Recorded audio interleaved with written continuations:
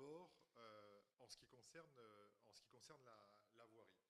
Vous savez que on a travaillé ensemble pour se mettre d'accord sur des règles communes, des nouvelles règles communes en matière de voirie. On a fait un travail justement avec chacune de nos communes pour pouvoir déterminer des règles qui nous autorisent à définir strictement nos compétences, j'allais dire, une entité par rapport à l'autre. Et ce travail d'échange, il a ensuite été complété par un travail technique pour faire l'état des lieux de l'ensemble de la voirie du territoire de Max, qui représente plus de 1000 km de long désormais, le domaine intercommunal, j'entends. Et on a fait ensemble, avec l'aide d'un bureau extérieur, eh bien, l'état des lieux de l'ensemble de cette voirie, et ça nous a amené à classer les différentes opérations que les communes voulaient que nous réalisions pendant ce mandat en 3 priorités. Et d'abord, ça a été un travail d'échange, et ce travail d'échange, il est assorti d'une clause de revoyure tous les ans, parce que ce n'est pas statique, une décision. Par exemple, quand vous avez une étude sur le centre-bourg, ou une étude une volonté de refaire une partie de votre commune qui n'était pas prévue un an plus tôt, il faut qu'on puisse échanger sur ces sujets. Donc il y a une clause de revoyure dont on traite ce soir, mais surtout vous dire que le taux, désormais on est en phase de réalisation, et que ce taux de réalisation est extrêmement important, c'est-à-dire que nous réussissons pratiquement à engager en investissement autant d'opérations que ce qui avait été prévu initialement. Alors ça peut vous sembler quelque chose d'étonnant, mais pas du tout. En fait, le but, c'est que nous nous rapprochions, bien entendu, des 90% de réalisation, parce qu'il y a toujours, entre guillemets, du déchet, parce que les études ont pu être menées en amont et qu'elles ne se concluent pas, parce qu'on fait des changements à la marge. Mais là, nous sommes vraiment en phase de réalisation sur un PPI qui est extrêmement ambitieux, puisqu'il y a 35 millions d'euros qui vont être investis de manière globale dans la voirie par la communauté de communes pendant ce mandat jusqu'en 2020.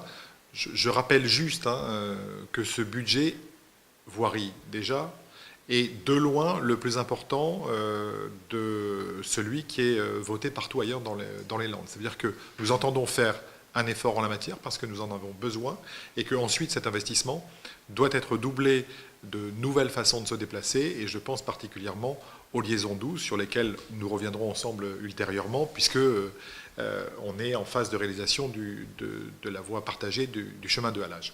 Donc des investissements extrêmement importants, et surtout des investissements qui se réalisent. Je pense que c'est quand même le plus important en termes de délivrance de services publics.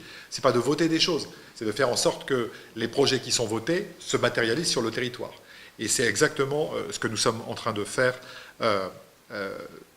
dès l'année 2016, année, je vous le disais, de réalisation forte, et que nous allons continuer jusqu'à la fin de ce mandat. Alors, vous voyez par exemple, on a souligné, mais ces 2 opérations parmi tant d'autres, dans le PPI, il y a 63 opérations qui ont été programmées et qui vont être réalisées. Ce sont les fameuses opérations de priorité 1 et 2 que nous avons déterminées ensemble, dont je vous parlais tout à l'heure.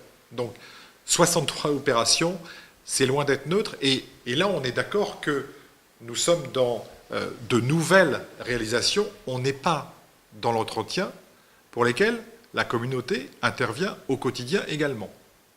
Donc il y a une vraie volonté de faire un effort en matière de mobilité entendue au sens large, et singulièrement donc un effort sur la voirie, les déplacements et sur les voies douces. Donc on a souligné 2 opérations, une qui se tient à Magescq et l'autre à Sortsos-Segor.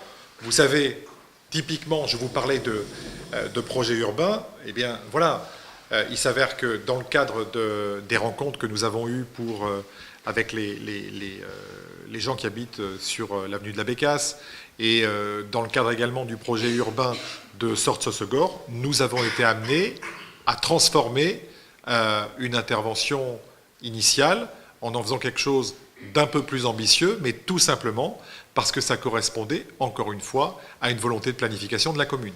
Il y a également quelque chose de comparable à Cap-Breton. Enfin, vous dire vraiment, et c'était simplement le message à faire passer, c'est que bien sûr, il y a des attentes fortes, diverses, variées et nourries vis-à-vis de la voirie. Mais en termes de réalisation, on est vraiment dans un investissement fort. Et je vous dis, ça, c'est sans tenir compte de l'entretien qui va être réalisé à part et qui, de mémoire, Guillaume, sur le mandat, va représenter 10-12 millions d'euros. Hein, ça, donc là, il y a l'investissement en réalisation et sur l'entretien, il y aura 10 à 12 millions d'euros en plus. L'entretien, en plus de ça. Donc ça veut dire l'entretien, c'est au quotidien, les nids de poules, les avaloirs à remettre de... Enfin, vraiment, on fait un effort. Alors, si vous me permettez le mauvais jeu de mots par rapport aux avaloirs, c'est un puissant fond parce qu'il s'avère que plus on fait de demandes, plus il y a de demandes, plus on fait des choses en matière de voirie, plus il y a de demandes. Voilà.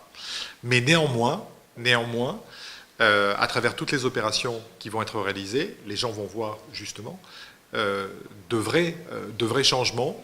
Le témoignage, c'est bien entendu celui que vous avez et qui a été réalisé précédemment sur l'avenue de la Dune à Hossegor. Vous voyez que là, ce sont des interventions importantes. Il y aura une vraie transformation également dans le bourg de Bénesse. Donc, des choses qui transforment tout simplement la façon d'appréhender le territoire parce qu'il est mieux maillé.